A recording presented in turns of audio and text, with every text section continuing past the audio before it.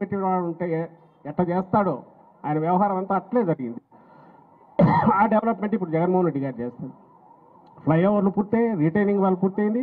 దాంతోపాటు సుందరమైన కృష్ణానది ఒడ్డున వాకింగ్ దీనికి పార్కుకు సంబంధించి పూర్తిగా తయారైంది. పార్కులు డెవలప్ అవుతున్నాయి. కరకట్ట డబుల్ రోడ్ అవుతోంది. ఇవన్నీ ఎవరు చేస్తున్నారు? జగన్మోహన్ రెడ్డి గారు చేస్తున్నారు. మా పాయింట్ ఒకటే ఏంటంటే, ఇంత మొహం మీద గుద్దినట్టు కనపడుతున్న ఆయన కుట్ర అమరావతి అనే ఒక వర్చువల్ ఇది క్రియేట్ చేసి అందరి కళ్ళ ముందు పెట్టి దాంట్లో నుంచి ఒక 3,000 ఎకరాలు 5,000 ఎకరాలు క్రీమ్ తీసుకోవాలనుకొని సింగపూర్ కంపెనీతో పేరుతో బోగస్ ఇది పెట్టి ఆయన చేసిన కుట్రతో రాష్ట్రం ఖచ్చితంగా ఒక 20-30 ఏళ్ళు వెనక్కి వెళ్ళింది. లేకపోతే ఎవరు కట్టొద్దన్నారా? ఆయన రాజధాని వద్దని ఎవరన్నా అన్నారా? ఇప్పుడు కట్టిన సెక్రటరీ టెంపరీ అని ఎవరు చెప్పమన్నారు? ఆయన టెంపరీ దాంట్లో తినాలా, రోడ్లలో తినాలా, మళ్ళీ పర్మనెంట్ దాంట్లో తినాలా? ఆ ఒరిజినల్ తనకు వచ్చిన క్రీమ్ ల్యాండ్స్ అమ్ముకుంటే దాంతో వచ్చే లక్షల కోట్లు తను తినాలి.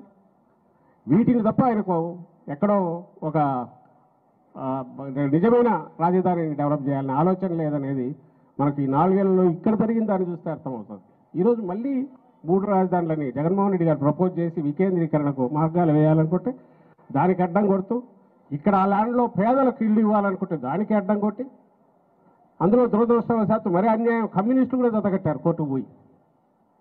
ఏమంటే సామాజిక సమతుల్యత దెబ్బతింటుంది, పేదలు ఉండకూడదని. ఇలాంటి ఆలోచనలు, వికృతమైన ఆలోచనలు కలిగిన వాళ్ళు, అనాగరికమైన ఆలోచనలు కలిగిన చంద్రబాబు నాయుడు గారు మళ్ళీ ఈరోజు ఎలాంటి ఇది లేకుండా మళ్ళీ ఎన్నికల్లో ముందుకు వచ్చి 14-19 మధ్య తను లేనట్టు, అసలు ఇంతవరకు ఎప్పుడు అధికారంలోనే లేనట్టు, ఈరోజు మీరు నాకు అధికారం ఇస్తే నేను మీకు మళ్ళీ ఒక స్వర్గం దించి మీ చేతుల్లో పెడతానని చెప్తూ వస్తుంటే ఎట్లా నమ్ముతారు జనం? ఒకవేళ 5 ఏళ్లలో అంటే షార్ట్ మెమరీ జనందని ఆయన నమ్మకం. లేకుంటే ఎన్టీఆర్ను వెన్నుపోటే స్ట్రైట్ పోటే పొడిచి దించి ఆ పార్టీని కబ్జా చేసి పార్టీ కార్యాలయంతో సహా అన్ని కుటుంబాస్తిగా చేసుకొని ఆ తర్వాత ఎప్పుడు ఎన్నికల దగ్గరకు వచ్చినా ఎన్టీ రామారావు గారి విగ్రహానికి పూలమాల వేసి మళ్ళీ చేయగలుగుతున్నానంటే అక్కడే కనపడుతుంది ఆయన బరి తెగింపు. ఎంతవరకైనా పోగలను, ఏమైనా చేయగలను, జనం షార్ట్ మెమరీ గుర్తుండదు అనేది. ఇందులో సక్సెస్ అయ్యే అవకాశాలు ఎంతున్నాయంటే నిజంగానే ఈ ఊదరగొట్టడంలో జనం కన్నా ఎక్కడన్నా కొంచెం ఏమరపాటుగా ఉంటే అయ్యే అవకాశాలు ప్రమాదం ఉంది. కాబట్టి ఏమరపాటుగా ఉండకుండా మనం అందరం, మన కార్యకర్తలు కానీ నాయకులు కానీ పార్టీ ఒక్క తాటి మీద కింద గడప గడప రూపంలో ఇప్పటికే అన్ని ఇళ్ళు కవర్ చేశాం. మళ్ళీ ఒకసారి ఇది ప్రభంజనంలాగా కదలాలి. మన టార్గెట్ ఏదైతే ఉందో టార్గెట్ 175 ఇంక్లూడింగ్ కుప్పం, అది కూడా మనకు వస్తుంది. కుప్పం ఆల్రెడీ గెలిచాం, మనం ఎప్పుడో గెలిచాం.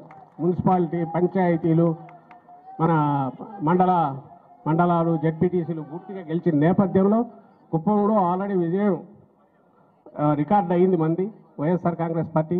అందుకే ఆయన పక్క చూపులు చూస్తున్నాడు. దాంతోపాటు ఎక్కడన్నా ఇంకో దగ్గర కూడా అంటున్నారు, పోయినా పోవచ్చు. కాబట్టి మనకు కళ్ళ ముందు క్లియర్గా కనపడుతోంది. ఇది మనకు రాష్ట్రానికి ఎంతో అవసరం అనేది కూడా ప్రజలకు అందరికీ తెలియజెప్పి మనం ఒక స్వీట్ విజయాన్ని తీసుకొచ్చి జగన్మోహన్ రెడ్డి గారికి కానుకగా ఇవ్వాలి. రాష్ట్రాన్ని దేశంలోనే సమున్నత స్థాయికి ఆయన చేస్తున్న యజ్ఞంలో మన వంతు పాత్ర మనం పోషించాలని కోరుతూ, ఇది ఎన్నికల సభ లాంటిది కావడంతో నేను కొంచెం ఎక్కువ మాట్లాడాను. ఎందుకంటే ఇది అన్ని కాన్స్టిట్యున్సీలో ఇది రిపీట్ కావాలి. ఇలాంటిది మనం ఏమరపాటుగా ఉండకూడదు. ఎనీ వార్ ఈజ్ వార్, అంతే. యుద్ధం అంటే యుద్ధము, దాన్ని ఎలా చేయాలో అలా చేయాలి. ఎన్నికల యుద్ధం డెమోక్రసీలో అన్నిటికంటే ఉత్కృష్టమైనది. మన ఎనర్జీస్ అన్ని పెట్టి సమిష్టిగా పోరాడాల్సింది. ఇప్పుడు కూడా మనం అది చేయాలి.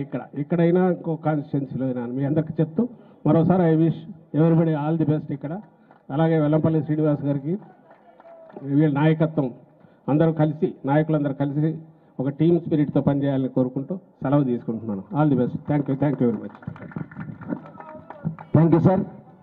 మీరు ఏదైతే ఈరోజు పిలుపునిచ్చారో ఆ పిలుపుని తూచా తప్పకుండా మా సెంట్రల్ నియోజకవర్గంలో గెలుపుకి మార్గంగా మంచి మెజార్టీతో గెలిచే విధంగా కృషి చేస్తామని తెలియపరుచుకుంటూ ఈ కార్యక్రమానికి విచ్చేసిన పెద్దలు అయోధ్యరామరెడ్డి గారికి, అదేవిధంగా మర్రి రాజశేఖర్ గారికి, పేరు నాని గారికి అందరికీ కూడా నా హృదయపూర్వక నమస్కారం తెలియపరుచుకుంటూ ముగింపు సందేశాన్ని పేరు నాని గారిని ఇవ్వాల్సిందిగా కోరుచున్నాను.